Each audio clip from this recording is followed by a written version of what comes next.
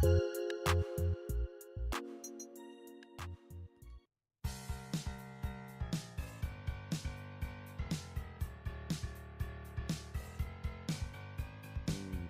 now for The Real Estate Connection with Stephen Theard, a realtor and certified probate and real estate specialist. Whether you're a first-time homebuyer or a seasoned investor looking to downsize, move up, or refinance, this program is for you.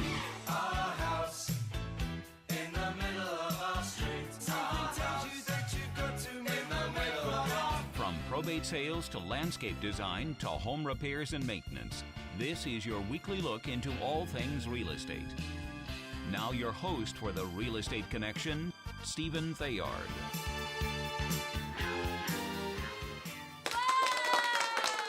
Hey everybody, here I am. Welcome to the show. Yes. Thank you for joining me on another episode of The Real Estate Connection, brought to you by our sponsor, Good Patriot Realty. A salute to home ownership. Good Patriot Realty was established by God and given to me to steward Stephen Theard, your podcast host and broker owner of Good Patriot Realty. And it is a salute to home ownership, private property rights, and the building of generational wealth. That includes the buying and purchasing of homes. That includes the acquiring of investment properties for rent. And it also includes strategies in passing down these properties to family members and all of that good stuff that is involved in real estate. And as a supplement, this podcast of The Real Estate Connection. Welcome to today's show. Thank you for joining me. You know, the market is shifting. The shifting real estate market and shifting expectations. So that's the title of today's podcast. The real estate market has been roaring on fire for years and years and years and years, it seems like, and it seemed like nothing was ever going to stop it. But I think we have finally reached the tipping point, as evidenced by changes that I'm seeing in the marketplace. And so today's show, we're going to talk about those changes and what expectations should shift along with the shifting market. Now, if you're new to watching or listening to The Real Estate Connection, either on Facebook or YouTube or on Apple Podcasts or Podbean, and you don't want to miss another show, go ahead and send me an email right now at info@realestateconnectionradio.com. That's info@realestateconnectionradio.com. Or you can even text me your information at 408-472-0817. Again, 408-472-0817. And if you're not into that and you just want to sign up on your own, you can hit the like button on Facebook, start a watch party. I know that doesn't sign you up, I know. But if you're watching on YouTube, hit the like and subscribe button and you'll never miss another episode. Or you can just go on to Apple Podcasts and look for The Real Estate Connection, the guy in the cowboy hat up in the corner, over in that corner. Look for that symbol and it's under the business section for Apple Podcasts, and you can see The Real Estate Connection, or you can find me on Podbean, as in bean, the kind of beans that you eat, black beans, green beans, or Mr. Bean. Podbean.com. Look for The Real Estate Connection podcast. So let's get started. We've been going gangbusters for a while in the real estate market. Interest rates were at extremely low interest rates for a long time. The economy had been going pretty well for a while. And even during the pandemic shutdown, we still had very low interest rates. Gas prices were lower. And people were getting stimulus money, or they were just still working on their jobs, and they weren't spending a lot of money. It wasn't going out the door because we were stuck. We were right here in our rooms, couldn't go anywhere, do anything, and so money was piling up if you were still working, if you were blessed to be in that position. And so the real estate market kept going, especially as real estate became a necessary service, or something that they said we could go ahead and keep doing during the pandemic. Let me clear my throat for all you Run DMC fans. Oh, actually, not Run DMC, somebody else. I forget who it was. Somebody's going to send me an email and tell me who was it that did that song. Let me clear my throat. Anyway, I digress. Air horn reset. Come on. Anyway, like I was saying, we were seeing a lot of economic factors that were still driving the market. People had a lot more discretionary income. People were working from home. They could live out on the edges and move out and buy more property so that they could have room and not be sitting on top of each other's heads in condos and things of that nature. And people were buying and just everything was going hunky dory. It was great. But now things have shifted.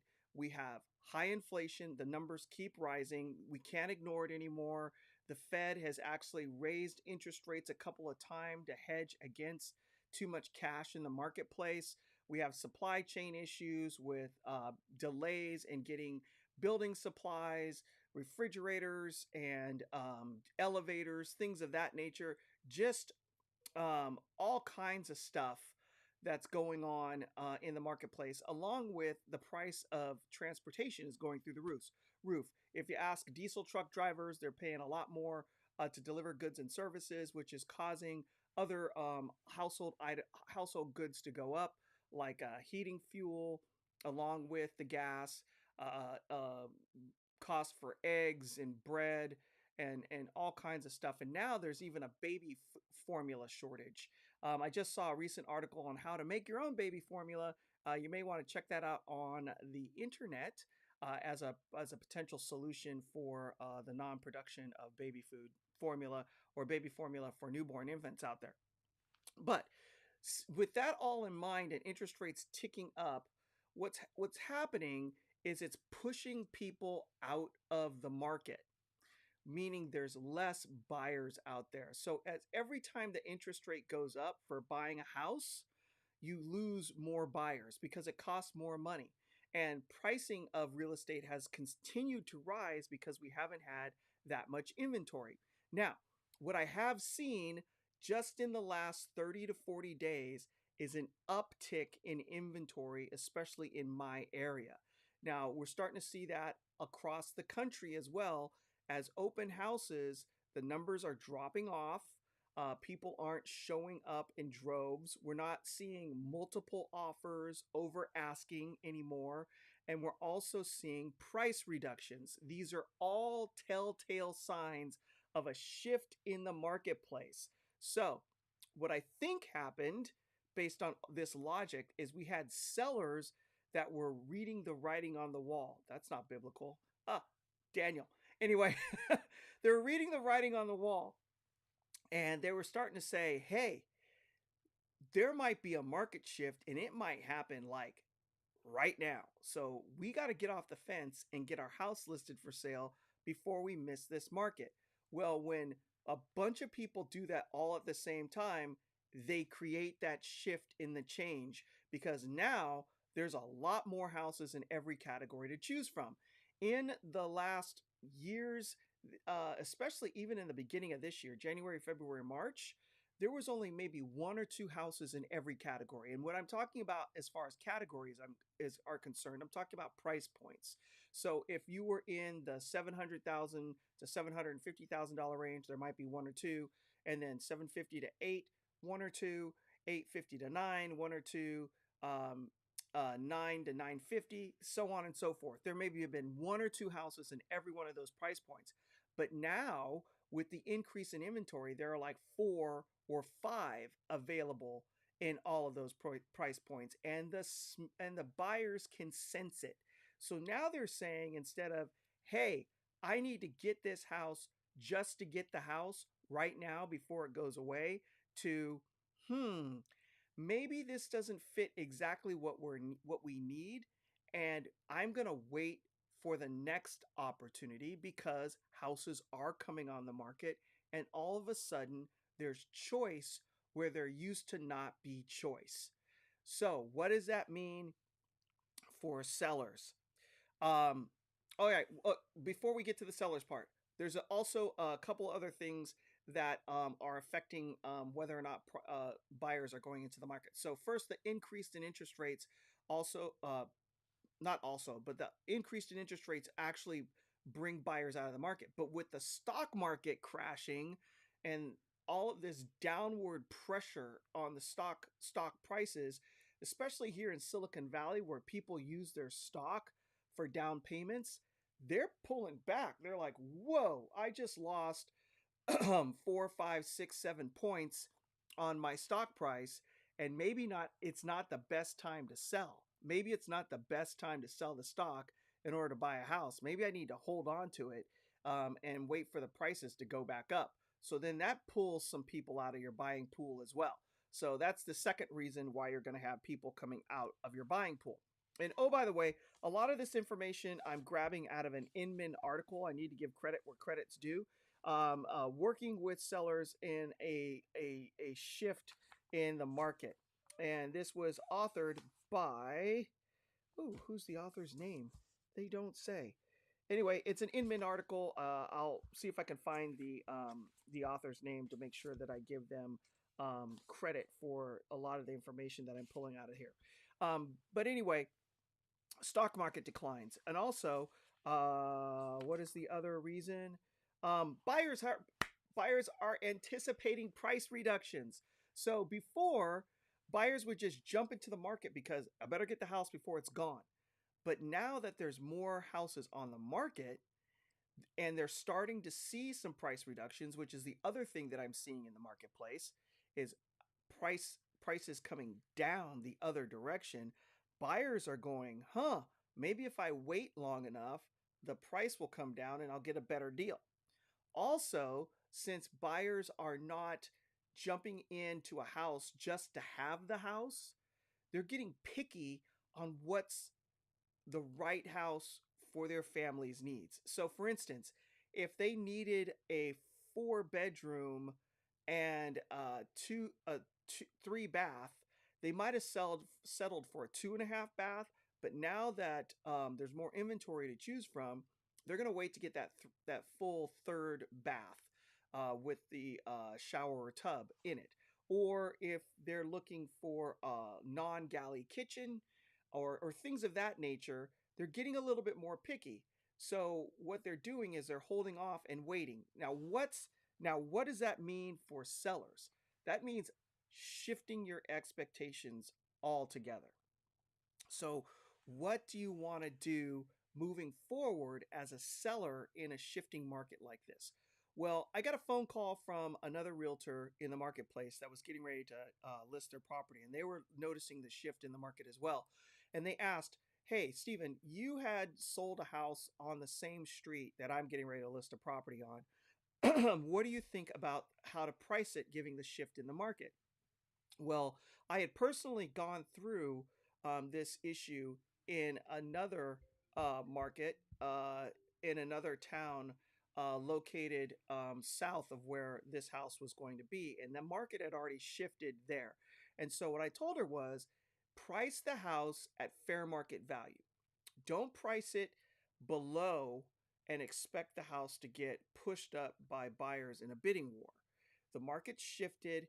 You need to make sure you talk to your sellers and set an expectation of what market price is and set it close to that number so that they're getting actually what they want and not what they hope for. All right?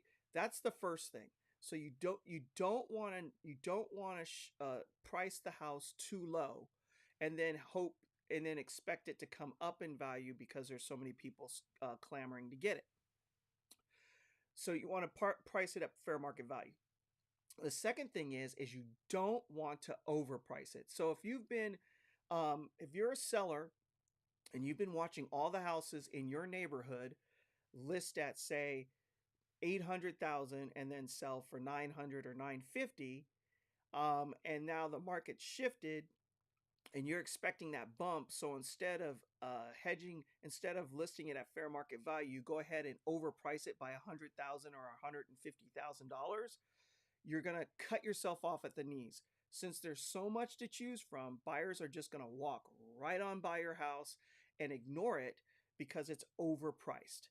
Even in a hot seller's market, overpricing your home is the kiss of death in the real estate market. Because in the United States of America, as a society, we do not haggle over pricing.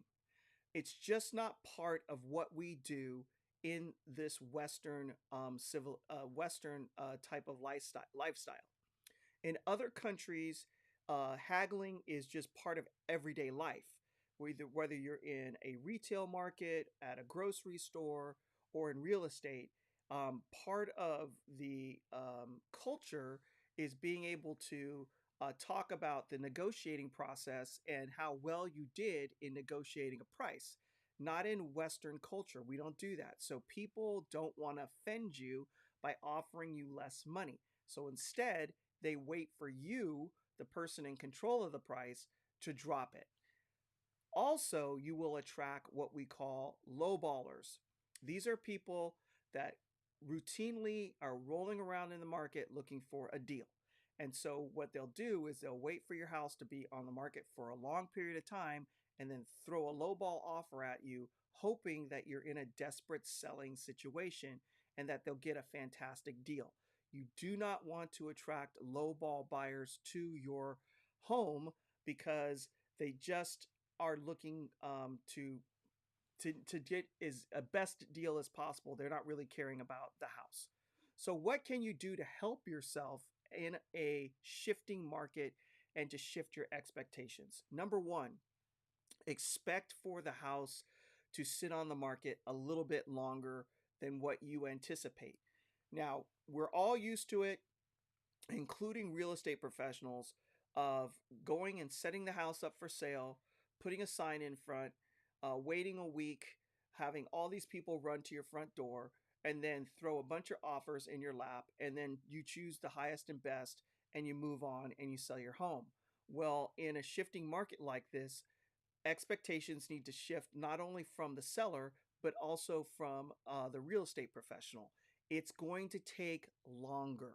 It just is. It may one or two in the neighborhood may still go at the still that still may happen, but usually they're the cherry homes of the neighborhood.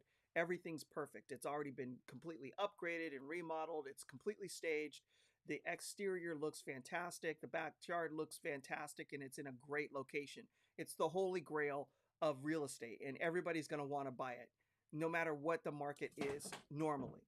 But um, when you're dealing with homes that are not at the very top tier and maybe a little bit below, then expect the market uh, to take a little bit longer for it to sell. So that's the first thing. Adjust your expectation. Now, if you're not getting any showings and people aren't showing up to open houses, then you also have to be able to pivot very quickly, which means making price adjustments. This is no fault of you, the seller. It's no fault of the real estate professional. It's all market driven. So the market's basically saying, hey, we're going to wait for it to become a better deal before we're going to buy. So if you have to move on or you're looking to get out in a certain time frame, be ready to pivot at the beginning and make a price adjustment so you can get your house sold. The other thing that you're going to want to do is you're going to want to make sure that you maximize the value of your home. If there are any undone projects, get them done. If there were any halfway done upgrades, complete them. If there was some sort of uniqueness about your home that you saw when you first purchased it, make sure that you are maximizing the functionality of your home so that when people walk in the door, they see all of the great functionality of the home and it stands out as a gem in the neighborhood. Do the best that you possibly can with your home to make sure it is something that the general public is absolutely going to love. And then all the other things that went into getting a house ready for sale, you're going to want to do as well. Neutralize it with color. Make sure it's just a blank slate for people to walk in and want to buy. Definitely staging is going to set you apart. Before it was an option, yes or no, but I would say in a shifting market and you want to stand out from the competition, you absolutely want to stage your house. I know it can cost $3,000 to $3,500, but getting the house in contract quickly and for the most amount of money it will definitely pay off for you in the long run. So you're going to want to stage the property as well. Declutter, clean, the whole nine. All of that's going to be baseline moving forward in a market that's shifting where people have more choice. Those houses where they haven't cleaned, they haven't decluttered, they haven't painted, they haven't maximized it, they haven't used professional photography, those are going to be the houses that sit for a long time.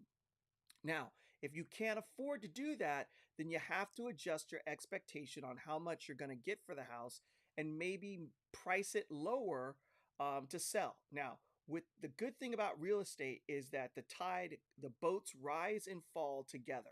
So if the pricing is coming down on the sale of your house, that means pricing is coming down for your replacement property. And that's the next suggestion. Before, you would maybe want to buy your replacement property ahead of time and then have your house empty and then move at that point. But with there being more choice in the marketplace, you're going to want to probably get your house sold first and then go get your replacement property, because as buyers become more scarce in the marketplace, being a buyer who has their property sold and buyer and sellers not getting clean offers anymore. A contingent offer is something a seller will look at because they're just trying to get their house sold.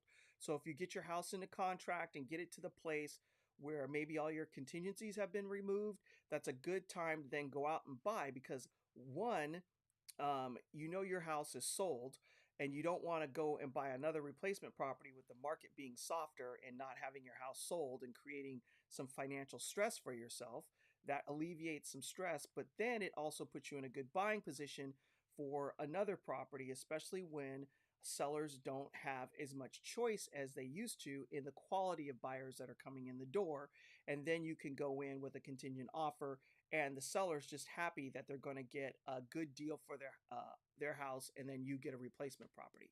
So those are just some of the things to adjust your expectations as far as this shifting market that we're looking at. Now, if you're a buyer, this is a good time for you. You have a lot more choice, but don't get overly picky and wind up missing out on opportunities. There are things that you cannot change in the marketplace, and one of those is location. If you find the house in the right location that you're looking for and it ticks off 80% of what you're looking for, and you can get some things like repairs done that you couldn't get done before, and you're getting a good value, you're not having to go over asking and compete, this is a good time for you to buy. Take advantage of the marketplace, but don't get too picky, because still the prize in real estate in California is the house, because that is the beginning of generational wealth for you and your family, and you're locking in place your cost of living for the next 30 years as far as rent is concerned. It's not rent, it's a mortgage, and you don't have to worry about somebody kicking you out of the house, or there's more stability for you and your family for the next 30 years by getting that house. So that's it. I hope you found it helpful. If you have any questions in regards to your particular fact pattern, give me a call, Stephen Theard with Good Patriot Realty, California, DRE number 017-00019. Call me at 408-472-0817. Again, 408-472-0817. And next week, I'm going to try to get somebody on the show to speak to this from a lending perspective. I have a lender by the name of Linda Hayes. I'm going to reach out to her and see if she can join me through the interview section of this software that I'm using. And I'm going to leave you with this, Joshua 1:9, be strong and courageous. Do not be afraid. Do not be discouraged, for the Lord your God will be with you wherever you go. God bless you. God bless your family.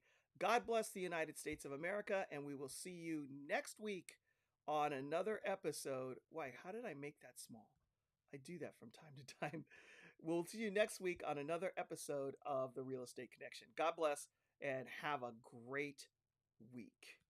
This has been The Real Estate Connection with Realtor and Certified Probate and Real Estate Specialist Stephen Theard. Licensed Cal DRE number 0170019. For more information on this program, visit realestateconnectionradio.com. To contact Stephen directly, call 408-472-0817 or email info@realestateconnectionradio.com. And be sure to tune in next week at this time for The Real Estate Connection.